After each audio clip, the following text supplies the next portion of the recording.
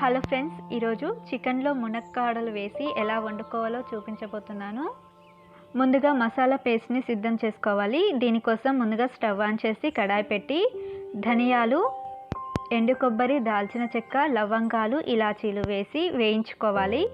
ఇవి వేగిన తర్వాత గసగసాలు వేసి వేయించుకోవాలి. ముందుగానే వేస్తే మాడిపోతాయి. ఇప్పుడు ఈ మసాలాలన్నింటినీ మిక్సీ జార్లోకి తీసుకొని కొద్ది కొద్దిగా వాటర్ పోస్తూ మెత్తగా పేస్ట్ చేసుకోవాలి. ఇప్పుడు స్టవ్ మీద పాత్ర పెట్టుకొని సరిపడా ఆయిల్ వేసుకోవాలి.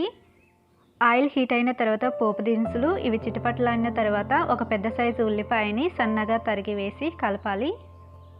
ఆ తర్వాత పసుపు వేసి కలిపిన తర్వాత చికెన్ వేసి కలుపుకోవాలి.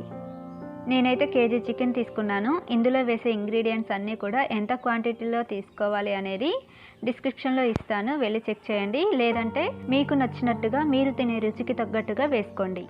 చికెన్ వేసిన తర్వాత 1 లేదా 2 నిమిషాల వరకు మూత పెట్టకుండా కుక్ చేసుకోండి. దీనివల్ల నీసు వాసన లేకుండా ఉంటుంది.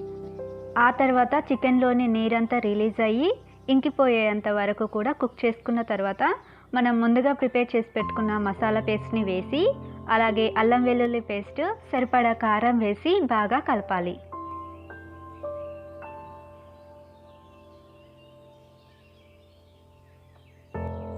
ఇప్పుడు కట్ చేసి పెట్టుకున్న ములక్కాడలు, సరిపడా ఉప్పు వేసి కలిపిన తర్వాత 2 నిమిషాల పాటు ఇలాగే మగ్గనివ్వాలి.